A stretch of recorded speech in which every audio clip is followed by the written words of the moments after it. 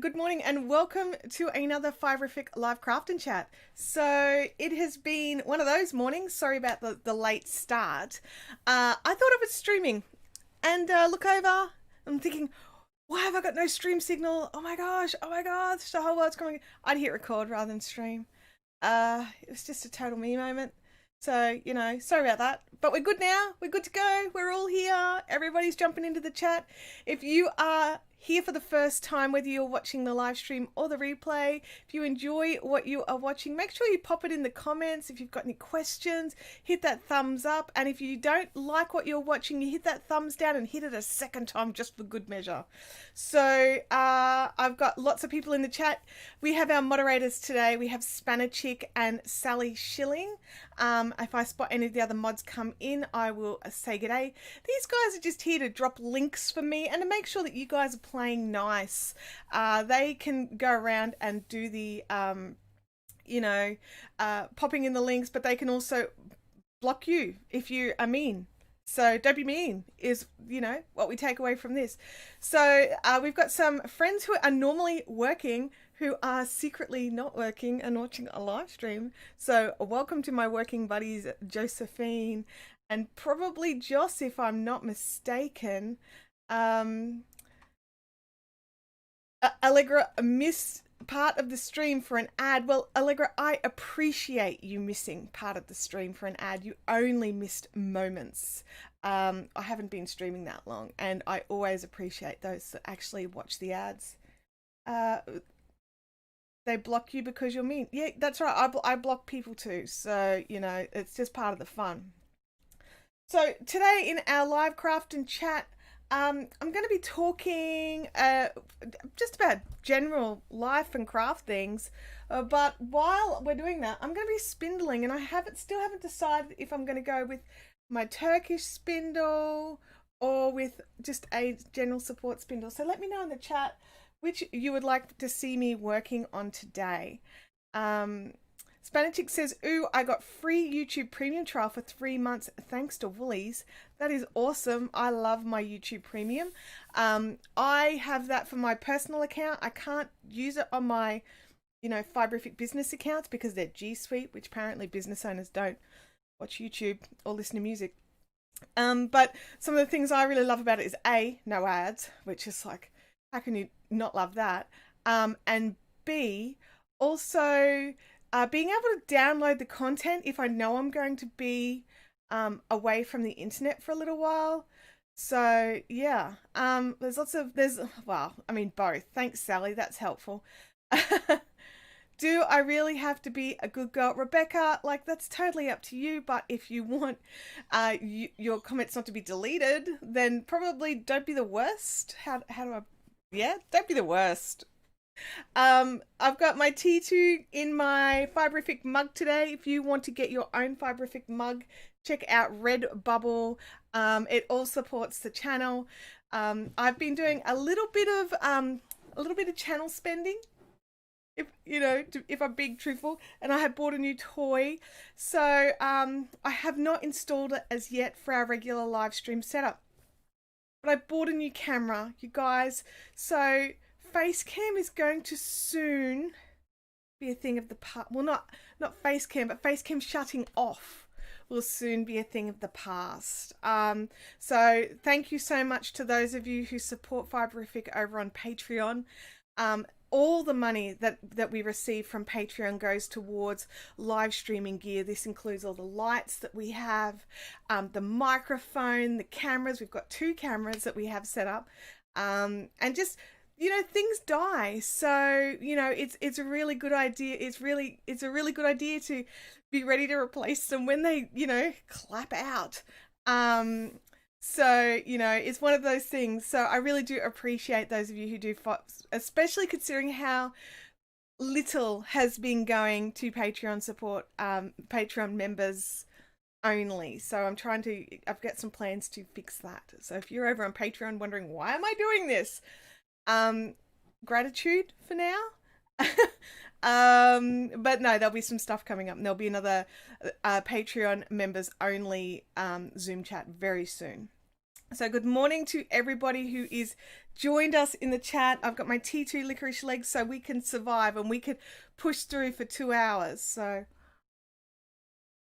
chatting for 2 hours sounds easy, and when you're chatting backwards and forwards with people, it's great. But when I'm doing all the talking for 2 hours, I think that's about my limit. I think we finally found my limit. Like, my mum will be so happy. She's been trying to find my limit for my entire life. And so I think she will actually be really happy to work out that Chantel can only speak for 2 hours and then she needs a break. Spinner Chick says, I could use the face cam camera, but I can't guarantee I'll turn it back on. And that's the trick. When face cam goes off, you actually have to reach over and tap the button to make it come back on. Things die because you're... That's true. Spanish Chick says, my kids found my limits. Kids do that. Kids definitely do that. Now, I'm just having a little look around because, so the other thing is like, so, and who was it? Someone said maybe we could start with one and move on to another. So this is my little basket of goodies. I'm just going to... I've got the camera angle a bit different so that we could see what I was doing when I am spindling. There we go. So this is my camera bucket. Oh, hello. Let's just get dressed, shall we, before we live stream. My basket of goodies. This is my current... I want to say it's my current pile of spindles, but we all know it's not real, right? We all know there's more projects in the house. They're just not in this basket. I don't want to make out like I only have 2 projects on the go, because we all know that is a lie. Please tell me in the chat how many spinning projects you have on the go, so that and preferably please say more than one, please. So I know not everybody in the chat spins. So if you're not a spinner, pop in how many of an individual craft you have going on the go. Like, so, you know, I have X amount of crochet projects going, all right, you know. So, oh, Allegra, why would you say 1? I feel worse now. Why is the blue-grey crinkly?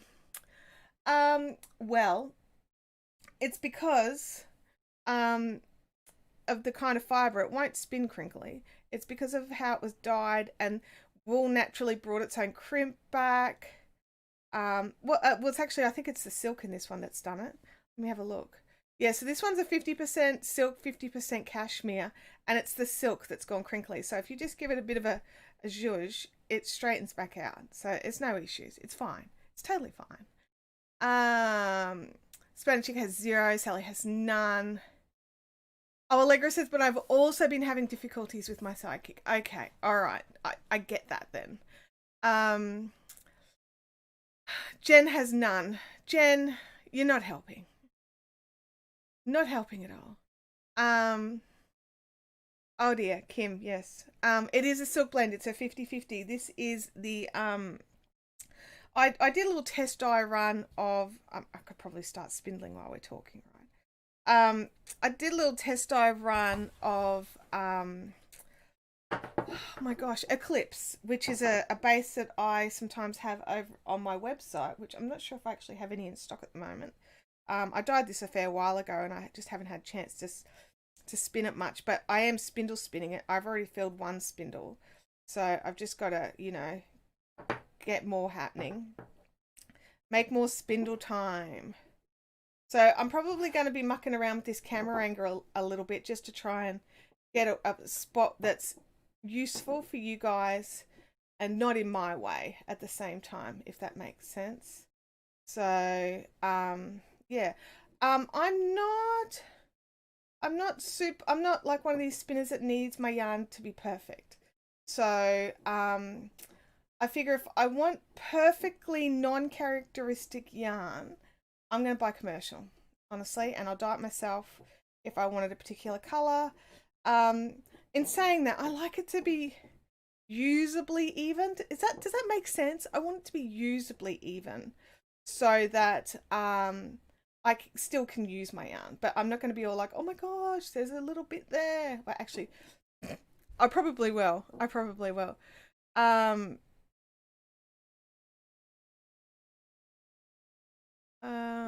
1, 2, 3, 4. Stop me now. I'm not stopping you, Josephine. I need you to keep counting. Jen doesn't know how to spin. Okay, Jen, that's totally fine then. That's totally fine. Do you have any other crafts of passion that you like to work on, knitting or crocheting or weaving or something?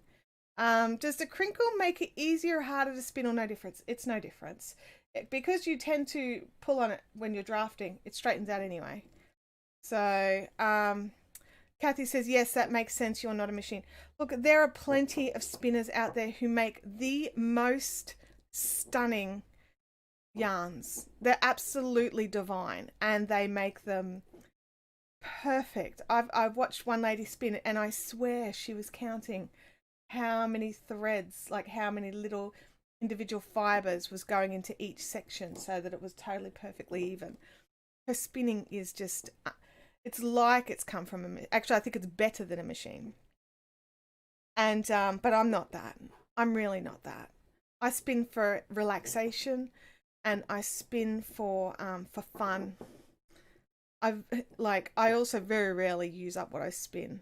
Does that make sense? I end up like with these crates full of hand spun that I'm just like, what am I going to do with this thing? And then just go, I'll find a project for that later and let it marinate, and then it marinates forever. L'Oreal says, I have a sweater on the go, a slouchy beanie, two drop spindles, each half full, one small frame loom in mid-weave, 2 circle looms on the go, and 1 large frame loom weaving on the go. L'Oreal, I love you. Thank you so much for putting all those in. I know that was a big, big, big one, and I appreciate you sharing. Bub says, yarn with character is good. I agree, Bub. I agree. Jen says, I crochet and I have 4 of those projects going. Well, that is awesome. That is awesome. So my next question for everybody in the chat, those of you that have multiple projects on the go who are like me, make me feel good. Thank you, guys. I appreciate that. Why do you have multiple projects? So there's lots of discussion over people who have stashes and who don't have stashes, and who are only buy for their existing project and who don't. And I was wondering, I mean, I know why I have multiple projects on the go. It's because I have the attention span of a goldfish, and I go, ooh, shiny thing, and move on to the next project. And I'm also a what's this? Oh my gosh, there's the project based and the, my brain just totally quit on me, guys. There's 2 types of creators. There's those that want to get the finished item made, and those that enjoy the making. And it's a particular word, and my brain won't give me the word. So if anyone knows the word that I'm thinking of, throw it in the chat. And it's a nice word. It's not a bad word. Josephine says, all my projects are knitting except for the ISO blanket. Dywitch says, I just worked out I can split my iPad screen. Now I can type on chat and have a pattern open too. That's brilliant, Dywitch. That's an awesome trick. Sally has a few projects going on the go. Dywitch says, I get bored and find it hard to focus on one project at a time. Jen says the same thing. I get bored and I jump from project to project. Kim says, oh, that's a nice rock. Oh, that's a nice rock. Oh, that's a nice rock. Sally says, I get bored with one quite easily, so start a new one. Process. Thank you. It's project or process. Thank you, Kim. That's exactly the word I was thinking of. And I like the process. I like the creation of the stitches and the creation of what I'm doing, rather than the actual completing a thing. Now, that's not to say completing a thing is not fun. I also like completing the thing and getting the product finished. So there's process and product. That's right, Nikki. It's product, not project. You're correct. So yes, I'm definitely a process crafter rather than a product crafter. And that's not to say that either is better or worse than the other. It just, I find that I end up with a lot of unfinished products, projects. You know, I'm saying projects instead of products instead of projects. My brain today is just like, is it Thursday? Are we here? Is it Thursday? Last night, this morning, my husband says to me, "Oh, it's Thursday again. Are you ready to live stream?" And I was like, "Yes, I am." As a matter of fact, mostly, except for the whole I hit record instead of hit stream, and I, nearly forgot to make myself my cups of tea, so I run inside at like 10 to 9. I forgot to put the video I made up on Instagram stories, so I threw that up at the last minute. Okay. Is anyone here a Samsung user on their phones? Because I made a little video today, and for the life of me, I could not turn off those weird beautifying stupid things. Like, I hate them. I think that they're weird. I only use them as a joke. I know what my face looks like, and when my face doesn't look like that, it feels fake and feels wrong. And so when I've uploaded the video, and the video, it's just not right, but I've put it there anyway. Hey, Runaway Red. Also the challenge of realizing that you can actually make what you have in your head materialize into an item. Absolutely. How amazing a feeling is that when you finish it and you look at it and go, that's exactly what I wanted. That's exactly what I wanted. I love that feeling. I mean, I don't get it all the time, but I do love that feeling when it happens. L'Oreal says I lean more towards process too. I also find that having more than one whip helps if I fall into a slump with one project. Absolutely. I like to have, because I'm multi-craftual, I have multiple whips in each craft. Now, for those of you wondering why I'm saying whips all the time, whips is works in progress. A lot of crafters have their own sort of little languages, and this is one of them. I might just bring that forward a little. We'll see if that's a bit better. Let me know if you guys can see everything okay. I do tend to slouch and lean and move while I'm crafting, and I forget that, I'm not just hanging out on my couch talking to my mates, that I actually need to stay in frame. Sally says, like right now, I have some whips that I could get on with, but I would also like to start something new, but I can't find anything that grabs me, so I'm stuck in crochet limbo. Yeah, me too. I have done the whole, I'm going to go and look for a new project. 3 hours later, still trawling through Ravelry projects. Like, ooh, pretty, but don't want to make it. Ooh, pretty, but don't want to make it. And so, yeah, that happens a lot to me. Tell them how much you love Apple now. Kim, I don't love Apple. I just hate it a little less. Okay? I understand its place in the world now. That's all. That's it.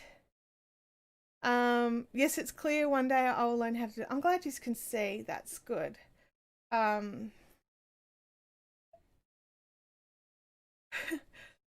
Did she go the dark side with Apple? I did. Look, I tested something on the dark side of Apple, which is actually a huge step for me, because usually I would have just been like, Apple, no, not even looking at it. But this time around I went, well, if it could make things better, I'll give it a try. The things I do for you guys, honestly, it was to work out and solve some of the live streaming problems that I'm having on this end. And I wanted to make the live streams better for everybody. And so I even tried an Apple, because I have some amazing software that is only available for Apple, and it had the possibility of doing a thing with my existing camera, and then that didn't work because my camera model is not useful. I do not stuff. I do put stuff in the naughty corner, and hang on, Kerry, I'm a bit confused. I do count stuff in the naughty corner. Yes, you do count the naughty corner stuff. Although, I mean, I've got naughty crates, so they get crated.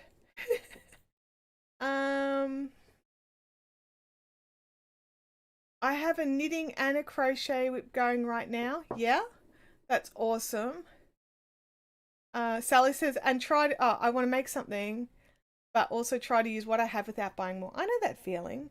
I know that feeling. Like, not that I'm anti-shopping, because I think everybody should shop. Hello, fiberific.com.au. But I also know that sometimes we just need to use up what we've got. We've only got limited space and limited funds, and you know, and it's also sometimes it's exciting to work a project with like some of the special yarns that you've had marinating in your stash for a while. So I've got some special yarns. I have a cocoon thing that I haven't worn, so I'm thinking I might frog it and make a proper cardigan with it. I mean, I would, for sure. Runaway Needles says, you have heard of a serial starter? Well, I'm sort of the opposite. I have a ton of whips that are 90 to 98% done. That last little bit lets me do customization for my gifts. This is my rationalization. Oh dear. Yeah, look, I've got a few projects because I don't consider a project finished until the ends are woven in. Go Sally with the face cam. Until the ends are all woven in and it's blocked if it requires blocking. So I've got a few things that aren't quite technically finished in my definition, but I have definitely finished all the stitching on them, if that makes sense. Diewench says, this is why I joined the MLC, because every yarn is special. Aw, thank you, Diewench. MLC is our, I might bring my ticker over for MLC, hello. For those of you wondering what MLC is, it's our Mystery Lace Club that we run through Fiberific. Each month you receive a little box, and in your box it is all the yarn, and if it needs beads, it has beads. It's a knitting project each month. It includes the pattern, a digital code for the pattern as well, if you prefer to pop your patterns up on your iPad or your laptop or whatever. And all you need is your tools, and off you go. There's always enough yarn in the box to make at least one of the sizes. I don't like the whole, here's a taste of the yarn, please purchase more model that some places have. So it does sort of limit the pattern choices. The patterns are always patterns that are available online, but maybe that are always paid. They're never free patterns, so that's always part of it as well.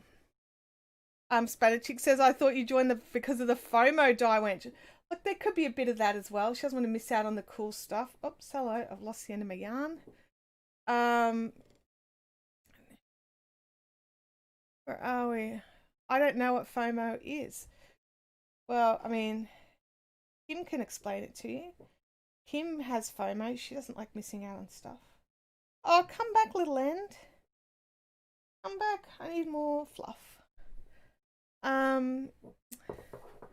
Waiting anxiously for my first MLC. Lindsay, I know that that post from Australia is taking a particularly long time to get into the US at the moment.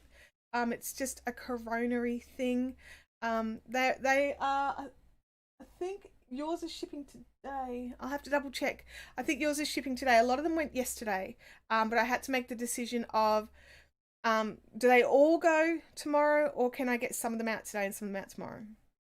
Spanichick says, am I picking mine up tomorrow? Yes, you are. It's here waiting for you.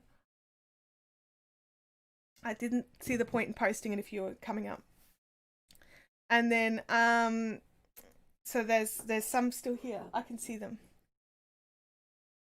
Now, if you're wondering why I only pull off just this tiny little bit of fluff, my hands get very warm when I'm spindling. And it's not the same for everybody. Everybody is different, but mine get very warm. And I also perspire. And what happens when you add warmth and liquid and movement to fibers? They felt. And yeah, it's not nice when you go to spin it and it's this little felted sweaty lump in your hand. So I just get a little bit at a time. It does mean I have to join on more often than some people. But at least, whoops, bang. at least I do get to spin it. That's right, Young Dragons Creations. It's felting. And yeah, I tend to save my more special and luxurious fibers for spindle spinning, so I get to spend more time touching them and holding them. Like I was saying before, this is a 50% cashmere, 50% silk blend. I want to spend as much time with this as possible. So this is going to make approximately a lace weight. There'll be some slightly thicker areas. And I do plan on making myself something a bit delicious. But I only have 100 grams, but 100 grams of lace weight can go a very long way. Hey Ruth Young, thank you for watching the ads. I appreciate you. Sally says, I missed what Sally said. It ran away. Speaking of warm or cold, rather, I have a Stormtrooper in my fridge, so he can be red instead of white. Yeah, so that in Australia at the moment, we have our local two biggest supermarkets, Woolies and Coles, are currently having a battle over who can harass parents enough with all their little things that they need to sell for the kids. Guys, my nose has got fluff in it, and I've just got to, sorry, driving me insane. A little piece of fluff just with, yes, this is absolute deliciousness.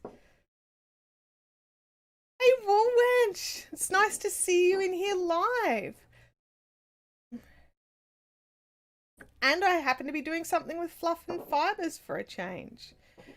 I don't know if there was, I don't know he was there until, okay, I didn't, fair enough.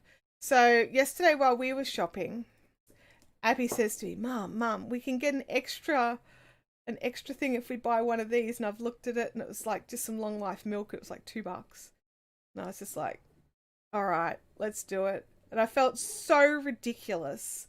Then I get to the checkout and I'm talking to the guy at the checkout because I only was released yesterday. Oh gosh, I'm just going to actually I'll be back in a second, guys. I need to go and get a tissue. My brain is just not coping with the fluff. I'll be back in a second. So chat amongst yourselves and I'll be back, I promise.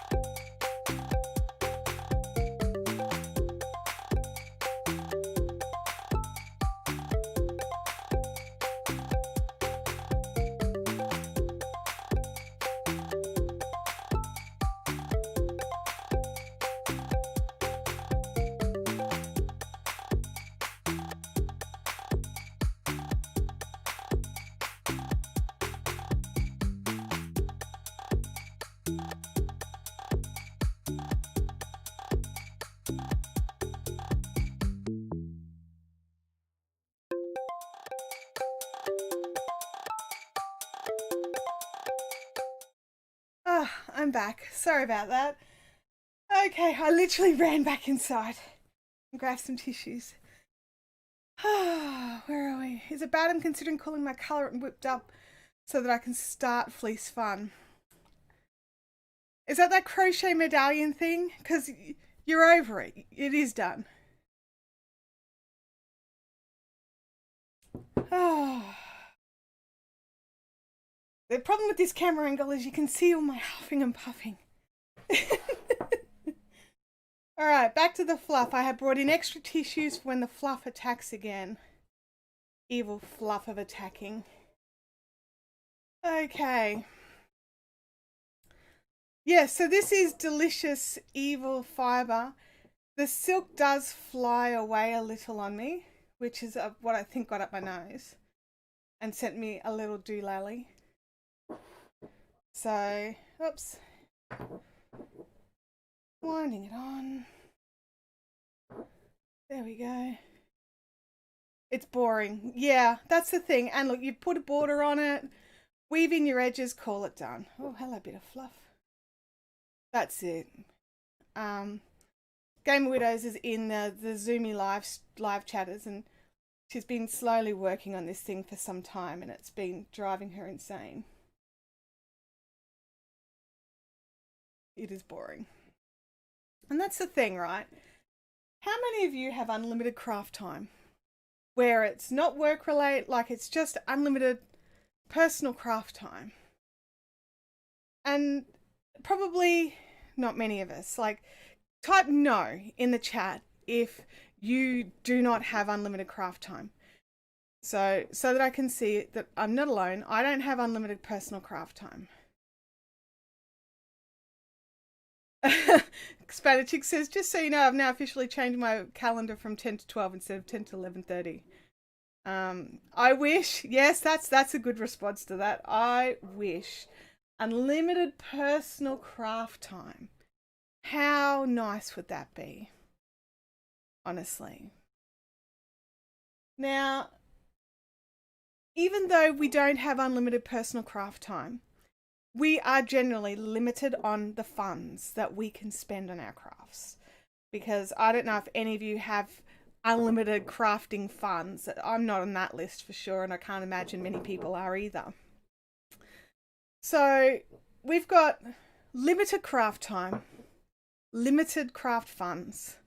The limits will be different for different people, but there will be limits. So why do a project you don't enjoy? Why work with a product that you don't enjoy? Why work with tools that make you mad? Why work with yarns that you don't like the look of or the feel of?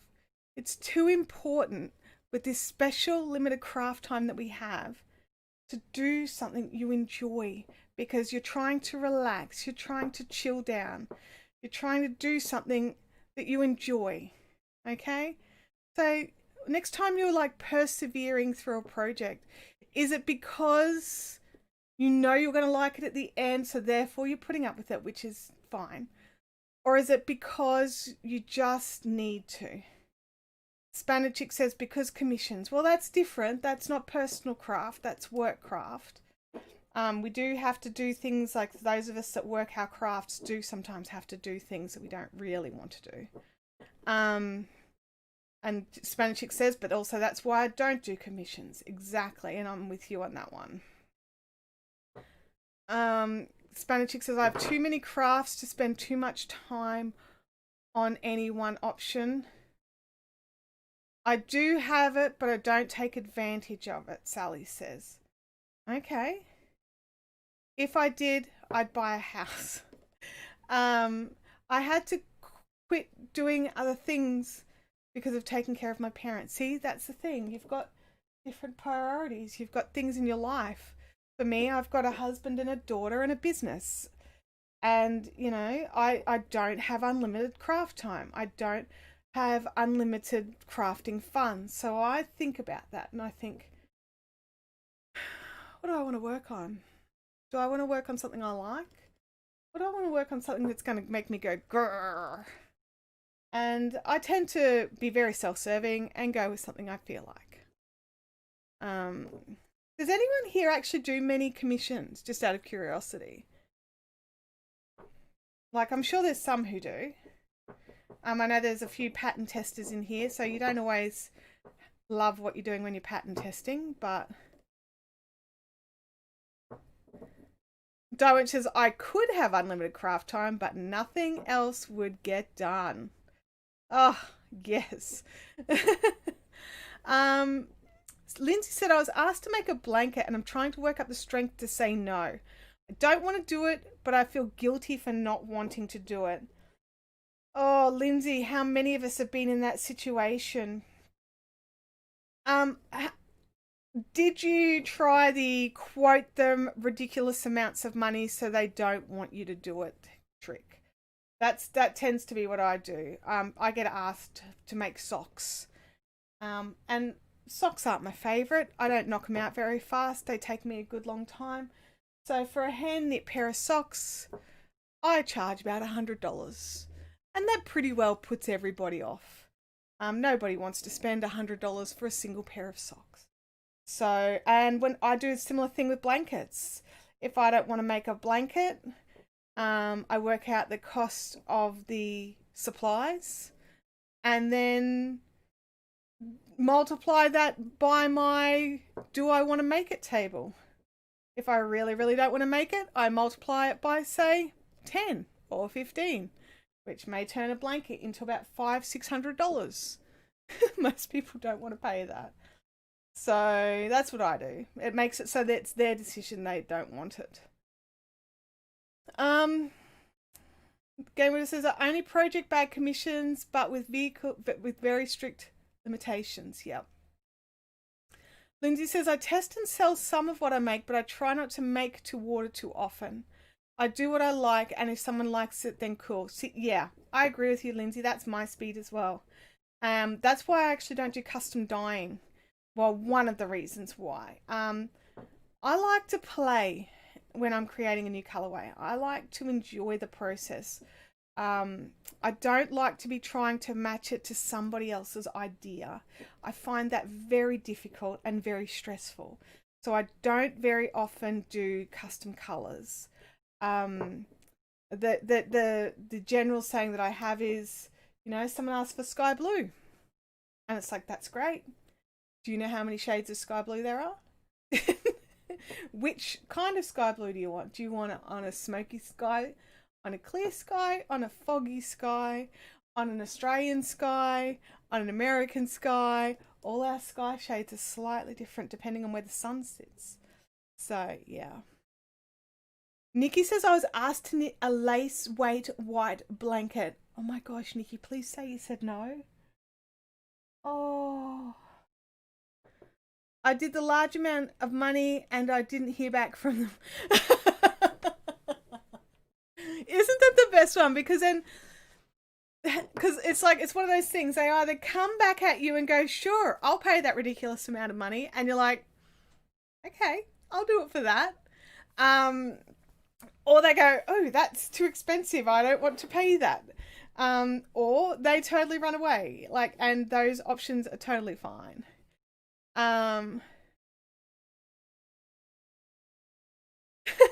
Allegra says I put $150 on Colorwork socks I entered into a show. They didn't sell. Shocker. Yeah. No, and that's the trick, isn't it? Because sometimes you really don't want to sell it, and in some shows you have to put a price on it. I really don't like that whole forced pricing thing. Alison says, I don't really do commissions, but I do sell a lot of things I make at my local groups and craft shows. See, that's the thing, isn't it? Like, I would happily, or maybe not, oh yeah, happily, I'd probably say happily, sell something I've already created and I don't want to keep for myself. That would be totally fine. But being told what to make and what to make it with and a time frame, things like that, I find so much less stressful.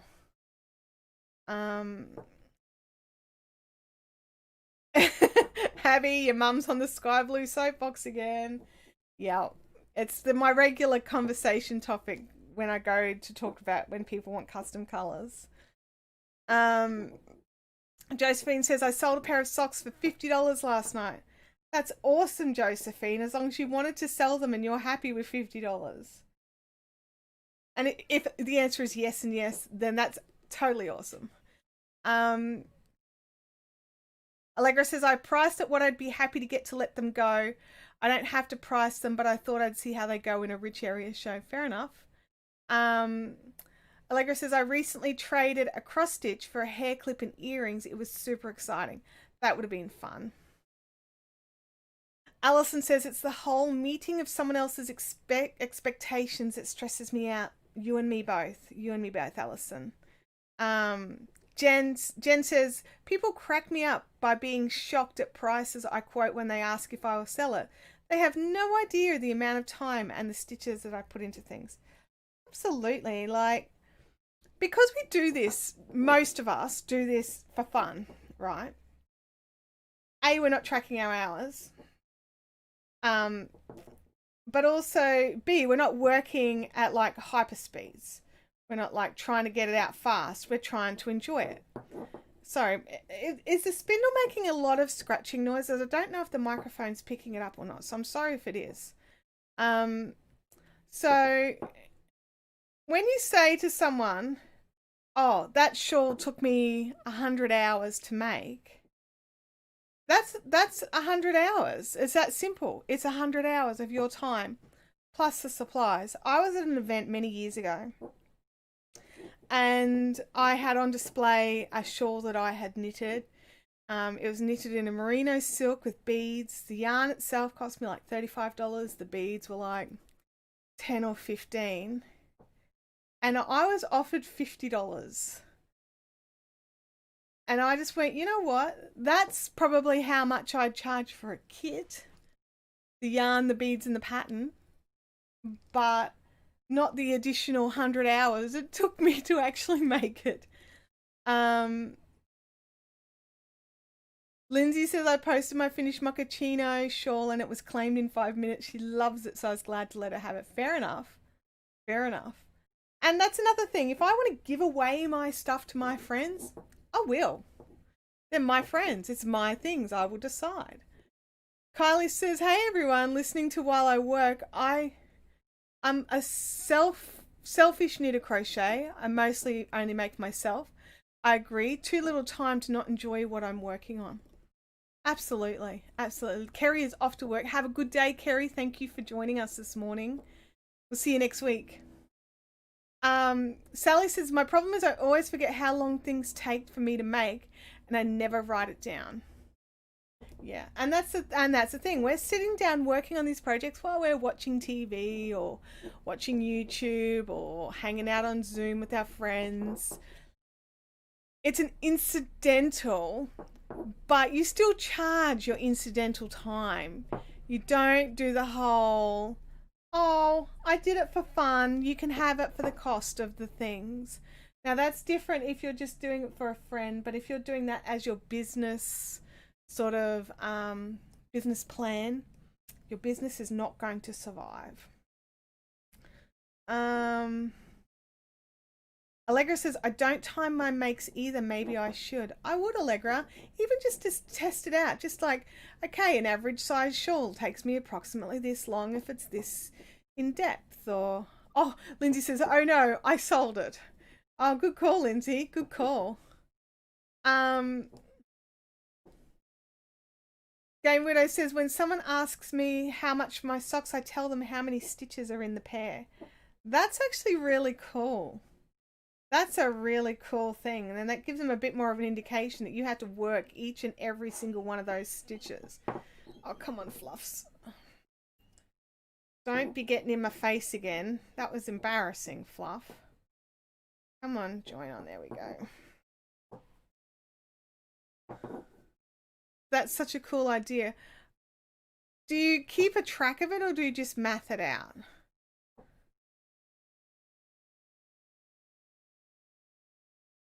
I think it's an interesting thing to work at how many hours something takes to make. Many years ago, I used to do stitching for a designer, and I used to have to work. I was paid hourly, and admittedly, I did work quite quickly because I was paid hourly, and I knew that the more things I could do, the more work I would be given, kind of thing. And it was very interesting how sometimes I thought, oh, this will take me 10 hours, but would take 15. And I'd think, oh, this one's going to take me about 25 hours and it would take 10 hours. Very interesting how all that works.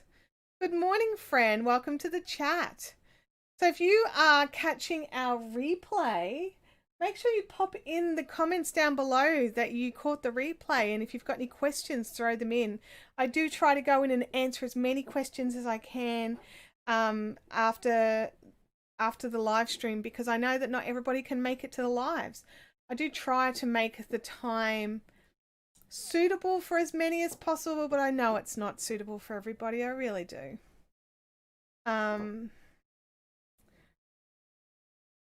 Yarn Dragons Creation says, I generally track everything I make time-wise. That's awesome. Do you, Yarn Dragons Creations, are you predominantly a custom work, or do you do mostly what you like and then work it out from then?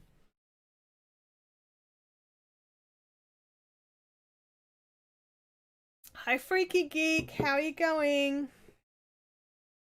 Game says I can calculate based on how many stitches, rounds, and decreases adds up pretty fast.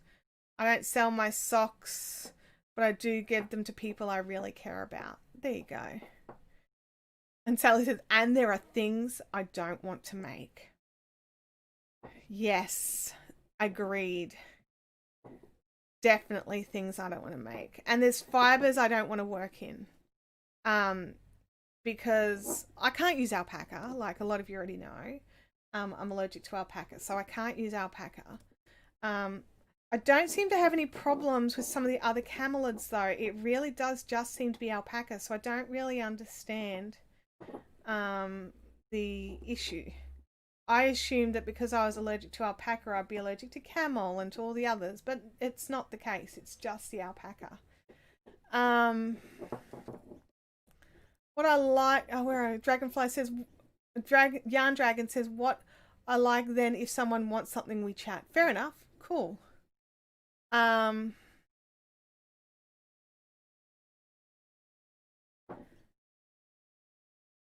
have this one relative always tells me I should make such and such things, and she would take them over to Sweden with her next time to see if the shops will sell them.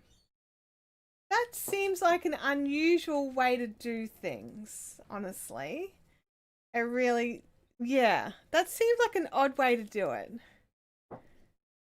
Like, would you not contact the shops in Sweden and see if they want it and you know, send them photos of your wares and things like that? I don't know. I mean, I know we get some lovely fibers here in Australia that aren't always available in other countries. Or not as readily available, I should say. We're a pretty global community now. We can pretty well get whatever we want to work with. Fluffy bits are attacking me again, you guys. I really hate working with fuzzy fibers. I'm allergic to Angora and alpaca. Otherwise, it's a tactile thing. Fuzzy gives me the heebie-jeebies. Sandy says, people say to me, oh, I like that. I always say, I can teach you how to do it. That's that whole teach a man to fish and he'll eat for a lifetime. Give him a fish and he'll be hungry tomorrow. 4.28 subs. We need 700 more so we can have a live dialogue. Absolutely. We hit that 5,000 subscribers and I will set a date and put the kits up for sale for a live dialogue session. It's going to be it's like going to be our little 5,000 sub party. Sally says, it's always things like cutesy hats and such. I don't mind those things, but only for my nieces. And that's the thing, isn't it? Like, we've always got the thing that we're happy to make for certain people, but we don't want to make for the masses.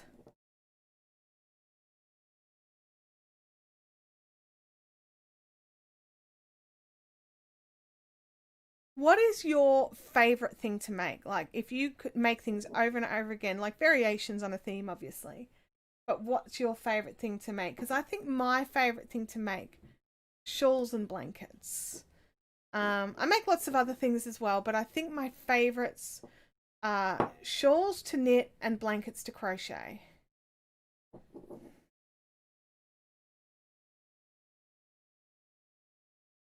Lindsay says, is it ridiculous to hand knit a blank? I don't have a machine and I just need the one for my attempt at dyeing.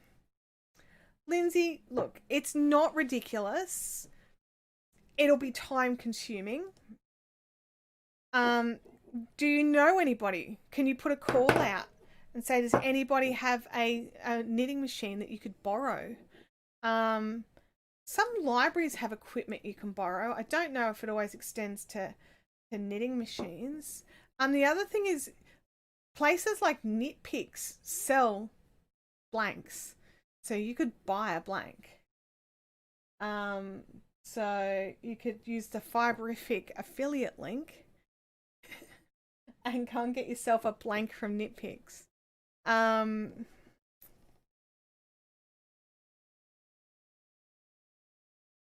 Even if they have an Addy machine, the one that does the tubes, absolutely. I've made plenty of blanks on an Addy tube machine. You can make them knit flat. They don't have to knit round and round. But especially if you just want one to try or something, you may not want to have that expenditure of buying something. But I've seen a lot of people who end up with those like Addy Express machines make a lot of like tube beanies to give away to charities and things like that. So they can really crank them out. Like literally, it's got a little crank machine. Sorry, like a little crank handle. I crack my own self up. Yarn Dragon says, I enjoy crocheting tees and tops and knitting shawls right now. I made so many crochet blankets, I am over them for a bit. I understand that. I have made a lot of blankets this year. I don't think I'm over it yet though. I've still got one that I want to get finished and then we'll go from there. So yeah. I don't know the magic of exactly how much yarn it takes to make socks. Freaky. I am not the person to ask about estimating how much yarn you need for a project. I can sit down and do the math, and the math is sound, and I still have the wrong answer. Someone else works out the math using my exact things and get the right answer. Anyway, you can usually get a pair out of 100 grams, I would have thought, like for a standard size. Not man leg. Yeah, about 100 grams, I think. So if you've got like a long foot, or you want them longer than the standard 8 inches from the ankle, up the leg, get off, little knotty bit. I don't want you. Nobody likes a nup in their yarn. Runaway Needle says, I was teaching a bunch of people at my job to crochet and to knit, 35 or so. Started last November, and the students that came regularly are making lovely items. I feel so proud of them. That's an awesome thing to do. I really like that. She said 8 inches. I did say 8 inches. 8 inches is the standard measurement of from your heel to the cuff of most socks. Ugh. Kim. Lindsay says, I like blankets and as a finished piece, but I also like the things that work up quickly. I'm a product crafter. I get bored, and sometimes it's a struggle to finish unless I'm obsessing over it. I get it. I get it. I like making like little crochet tops too. You guys are terrible. Terrible.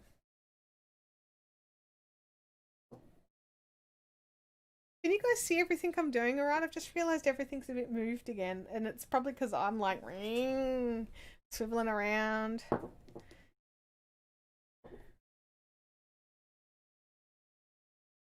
So this afternoon, after I finish hanging out with you guys, I've got a bit more post to get organised, and then I'm going to go inside and try and relax a little bit. I hurt myself a little bit this week. So I'm trying to not hurt myself more because I've got a big day tomorrow. Lots of dyeing tomorrow. But throughout the day, I want to skein up lots of yarn so we can do lots and lots of dyeing tomorrow. Andrea's going to come and play and give me a hand. Andrea's aka the dye wench. So, Sally happens to have a good crochet top. Oh, Sal. I like tops that are like little cardigans that open. I don't do closed tops usually. It's like a little cover. I wear it over singlets. Fran Elliott says, I got a pair of socks for my hubby out of 100 grams. I tend to do a different colour toe, heel and cuff, and still have some left over out of the main 100. Yeah.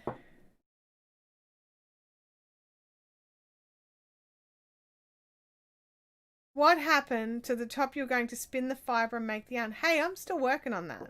It's still coming. It's just slow. It's on my spinning wheel. Told you. I get sidetracked, and this year has been a bit of a poop. Hang on. Oh. Excuse me. Sorry. That was very loud. Chintamani is starting sock 2 today. Congratulations, Chintamani. It's no second sock syndrome for you. Does anybody else get second sock syndrome? For those of us that knit one sock at a time. I'm actually working on a pair of socks at the moment. I'm up to their heel turn, where they're on separate needles. They're both on 9-inch circulars. But I'm working like a row on this one, then a row on that one, then a row on this one, just so I don't get second sock syndrome. Thank you guys for your blessings. I appreciate that.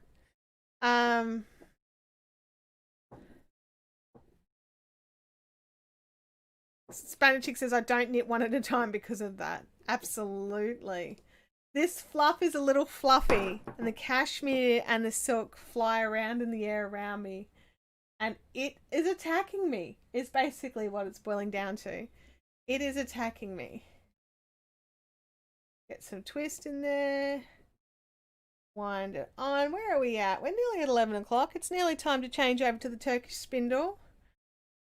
Unless you guys just want me to keep on with this one, because I'm kind of enjoying it. Not that I wouldn't enjoy the Turkish spindle. I actually brought in, I've got a little mini Turkish that I've got, that I want to start a new project on. Oh, so funny. Oh dear. I never get second sock syndrome for some reason from Josephine. Josephine, you are a sock knitting machine. Why change spindles? Oh, Freaky, at the start of the chat, we were having a discussion over which spindle I should work on today, whether or not I work on the project on my Turkish spindle or whether I work on this project. And it was generally discussed of why not both. So, you know, 14 guesses who started that. But, yeah.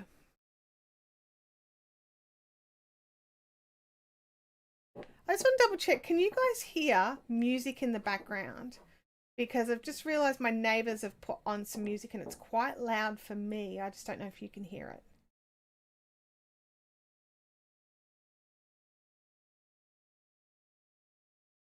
Hey, two Arctic Worlds, welcome to the chat. Hey, Stacey, no second sock syndrome, but sometimes I forget what I did with my first sock and end up knitting a different pattern with the second.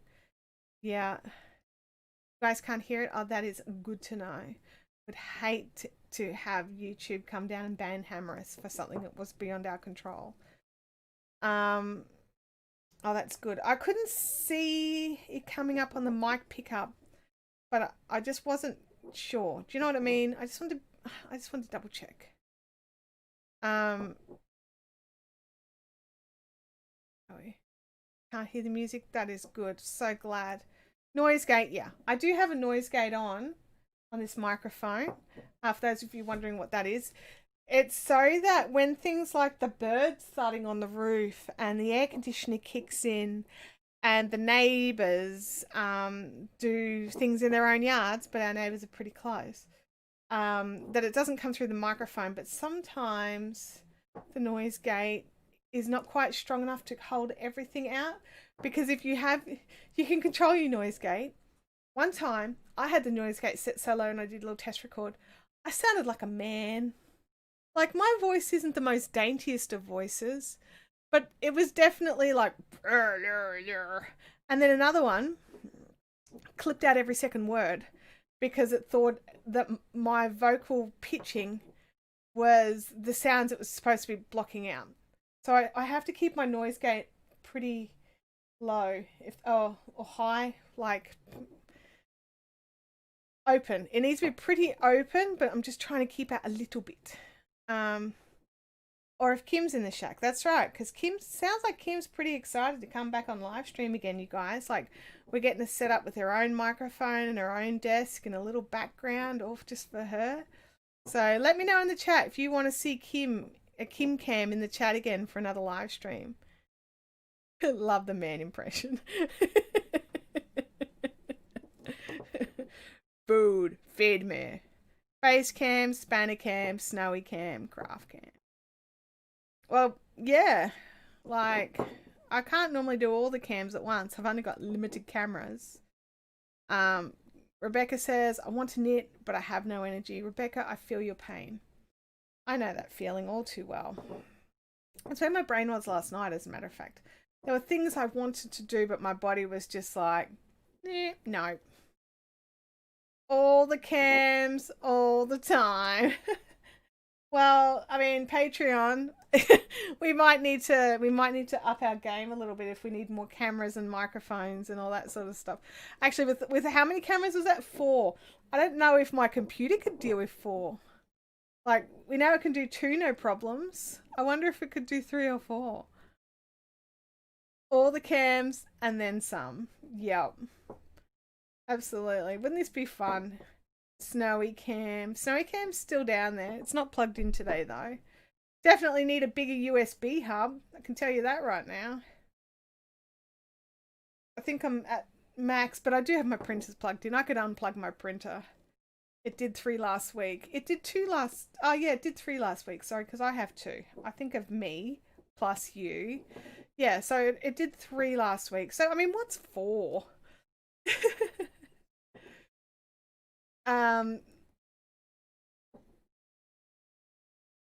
Last week was the first time I saw what Kim looked like. I always wondered. I know, it's weird, hey, when you finally put a face like to the whole persona that is Spanichick, or anybody else for that matter.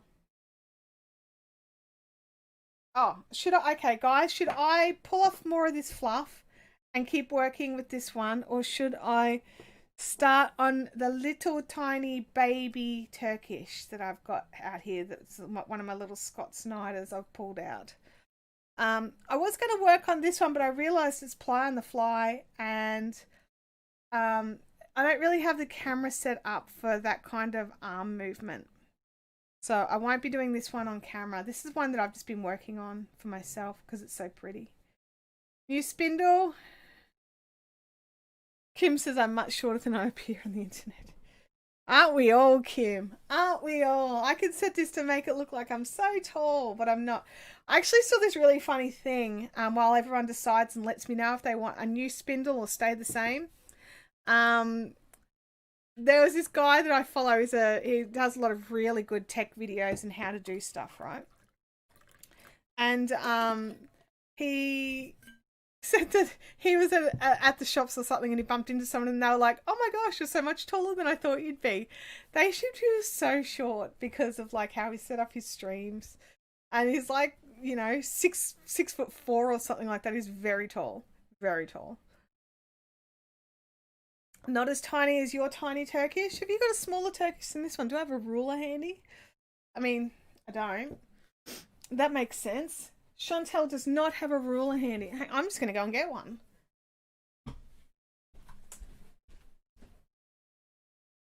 Ruler. Hello.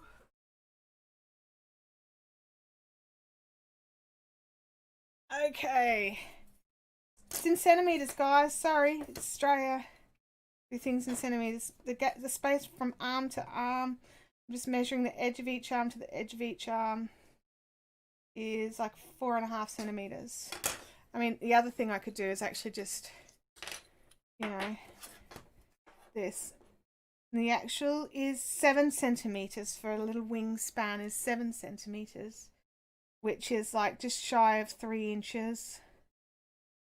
7.5 is 3 inches. So yeah, just shy. Let me look at this one. I'm curious because this one just seems shorter. And it's because it is shorter. What are the chances of that? Okay.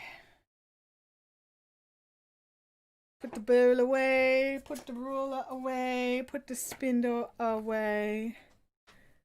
I have got some Luna. This is just some stuff that's been in my stash for a while. It's all grubby. I'll pick it all out. Don't worry.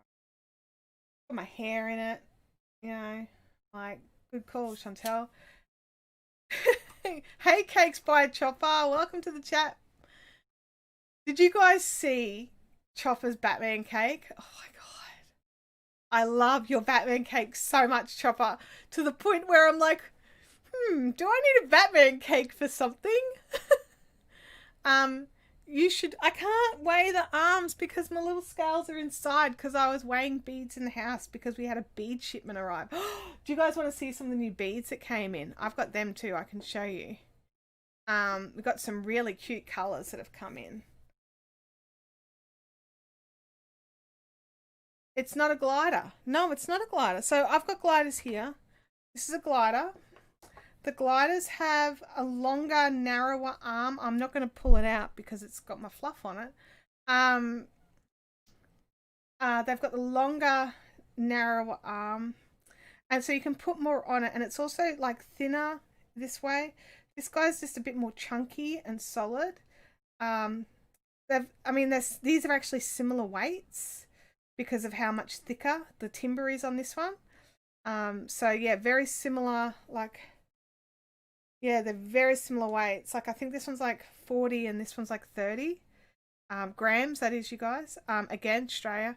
So yeah, you need a cake because it's a beautiful day, and any day is perfect for cake. Oh, I knew we were friends for a reason, Yarn Dragons Creations. That is an excellent thing to say. Can you flip the arms? Like, as in tilt them up. Like, why would you tilt them up? I mean, I'm sure. I suppose you could. Let me just have a look here. The weight might be written underneath, not on this one. And this one it is, but I've already covered it in squish. Hang on. Yeah, I can't see it because it's covered in squish. Why would we flip the arms? Just out of curiosity. I mean it works. You can do it. But I don't understand why you would flip the arm. Does anybody know why you would flip the arms up on a Turkish? Like, I mean, it can be physically done, but I don't understand why I would do that. I like it that way. I like it the way I want it.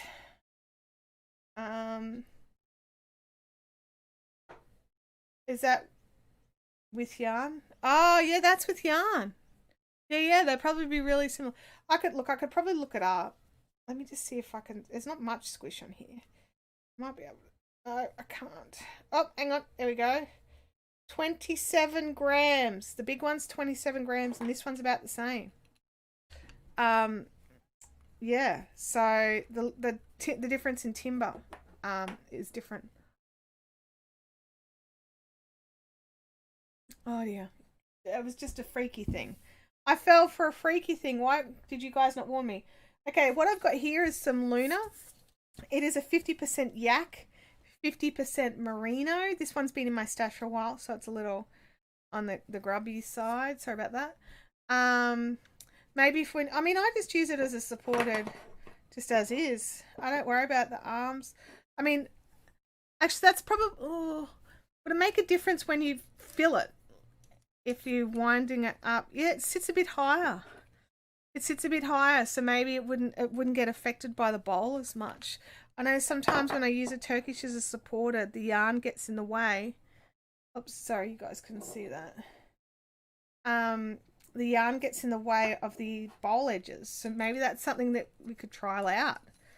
I mean, I feel weird. Let me look there. Yeah, I think that eventually, because you can see here, there's not all that much clearance. So once you start really loading that yarn onto it, that you're not going to get enough clearance off the bowl to be able to spin it on a bowl. I don't have any of my other bowls out here. I've got one that's a bit flatter. But yeah, I mean, that could be a totally legitimate reasons why you would spin it upside down. I wonder if it changes the feel of the spin. It doesn't seem to... It feels wrong. But it's just because it's not what I'm used to looking at, if that makes sense. Yeah, it just feels wrong. See, now I want to weigh my little one. Hang on a second. I've got some more scale.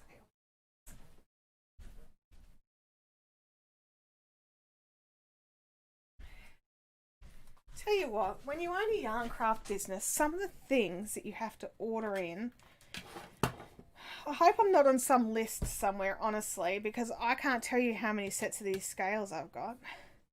20 grams. Yeah, 20.5, 20.42 grams. And this one was 27 unloaded. So they're very similar. Oh, hang on. Hang on, that was it. I'd like you to zero now, please. No, 0. Thank you. 21 grams. Wow, I never even considered that this would be... Oh my god, you're still just being a butt face.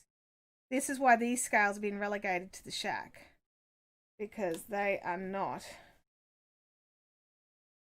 good for dye. 20 and a half. I was right the first time. Okay. Yeah, these ones are dying. But yeah, I've got like 3 sets of those and about 1 million little baggies. What if you had it backwards the whole time? I know, Chopper. What if? What is the official name of those sort of scales? Well, it's not what we call them here at Fiberific when no one's listening. I think a lot of people call them jeweler's scales, or if you just Google scales that go to like 0.01 grams. Precision scales. Thank you, Allegra. That's the other name. But yeah, jewelers and precision scales. That is not what we call them when nobody's listening.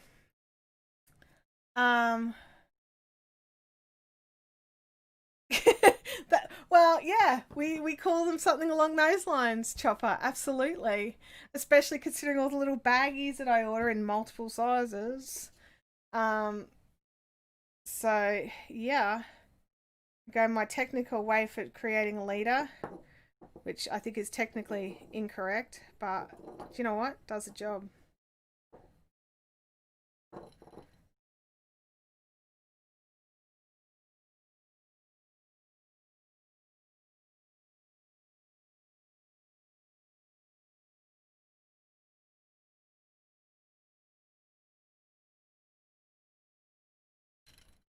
All right, I think we've got enough lead there.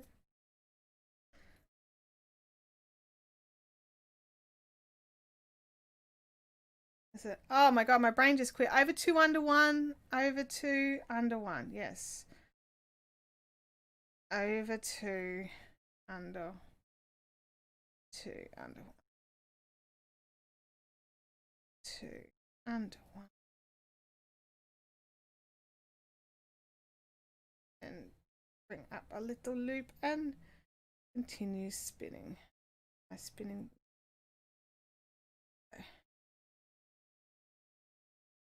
So I find that with supported spindling and things like that, that using a shorter staple fiber is easier.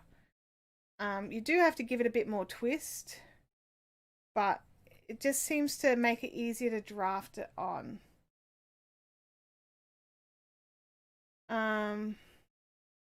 Serious question. How many times have you been raided and are they just unbinded? Actually never. So far, like probably tomorrow now. But no, never. And they would be shocked because my mum came to visit. She'd been watching what's that series? Breaking Bad, I think it is. She's come over to visit because it's not just beads and things that I do. I also dye yarn, Chopper, as you know. And out the back, there's 6 cookers, there's all sorts of stirring and glass jars and all sorts of other things that could be misconstrued. And my mum felt the need to have a talk.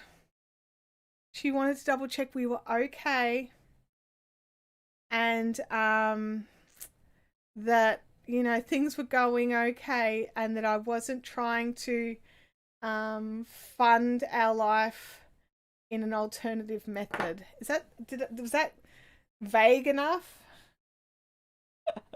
Huge pots. There's a Bae Marie out there now. Sari Silk is really easy on the minis. Yeah. She wondered why you're suddenly flush with cash. No. That's not something that's been a problem. Oops. Over 2, under 1. Over 2. Over 2. Once I get into the swing of it a bit better, I'll be okay. I just have to keep telling myself. Now, more fluff, more fluff. We require more fluff. Gotta love mums. Absolutely.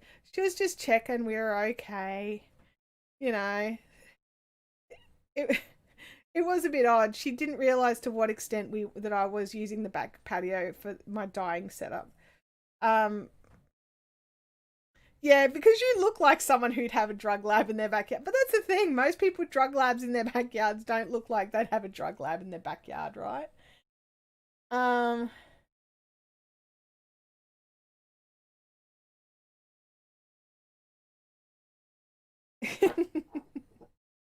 oh,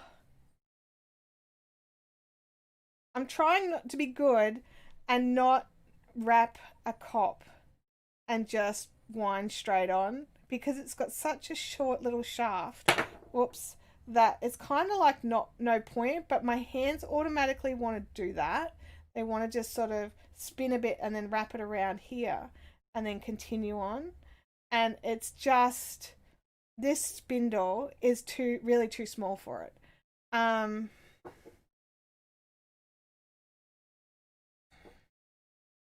Where are we? Seeing the Turkish, I think I know part of why I picked a support spindle.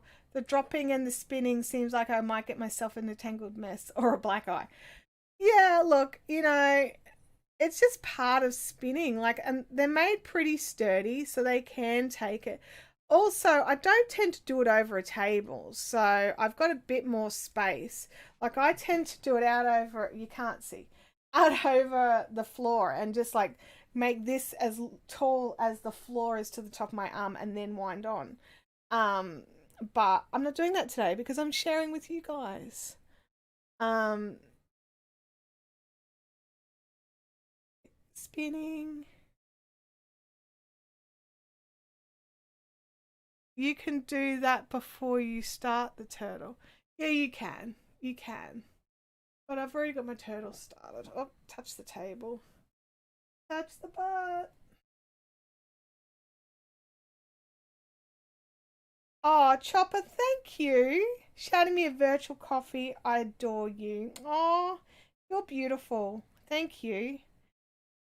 And I will drink that coffee later on. I will make sure I go and get one.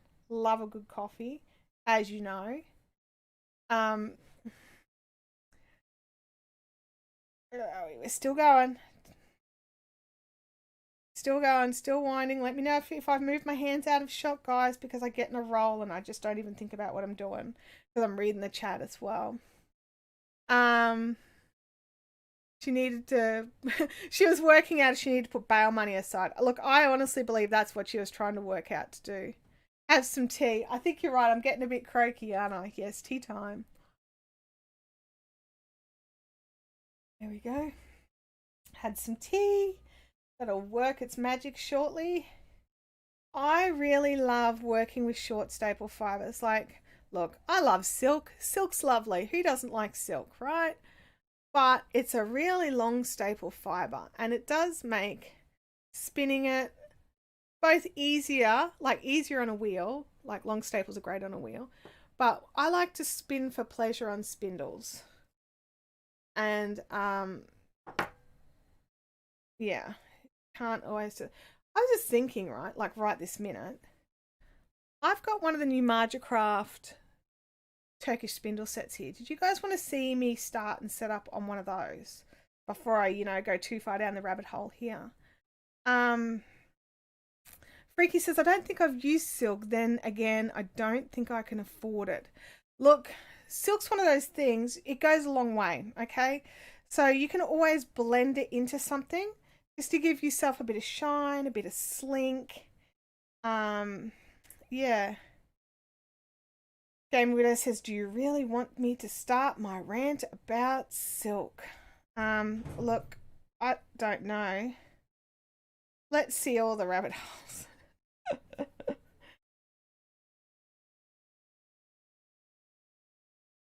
So let me know. Let's before I go too far down. But look how cute our little wrapping is getting. We're getting a nice little turtle started. And so what'll happen here is see how underneath it's perfectly square? What this means is when we remove the shaft and pull out the little arms, then you'll have your little turtle. So this one's just started. This one's much further along, but you can see it's sort of, oops, sliding down the shaft. You can see it's sort of sitting just nice. So this is just how I started it, so don't panic about that. And it'll make a little ball so we can go out the front there. Once you spin that, would you then dye it? Possibly. It'll depend on what I want to make with it. I actually quite like undyed yarns, so it'll depend. It'll depend. I don't have a rant about silk. I think Gamer Widows has a rant about silk. Oh, your Tale of Woe, but that wasn't hand spun silk. That was commercial spun silk. Sue Ellen says, I like silk hankies, not as slippery and nice effect as applies. Silk hankies are beautiful and I think they're totally underrated. I love them. Oops. Face cam's off again. Hi Wendy Rhoda, welcome to the chat. This looks like spinning I could do. It's new to you. So yeah, support spindle spinning, Turkish spindle spinning. So this is the support one. It just sits in the bowl. Turkish spindle spinning can either be done as a support, as they usually do have a little tip on them, so you can do them in the bowl. Or you can do them freely. Like that's the advantage, especially if you're on a boat. I think Turkish spindle would be the way to go, for sure. Spanish Chick says, my kids' class had silkworms. As the only kid with easy access to a mulberry tree, he was tasked with providing fresh leaves daily. Yeah, silkworms are gross. Freaky says, hello to all that showed up while I was AFK. Yeah, we had some extras turn up. But yeah, like there's all sorts of spinning for all different reasons, and like knitting and crocheting, we all have our personal favorites and ones that work better for different fibers. I think support spindles work better for short fibers. And I think Turkish spindles work with everything.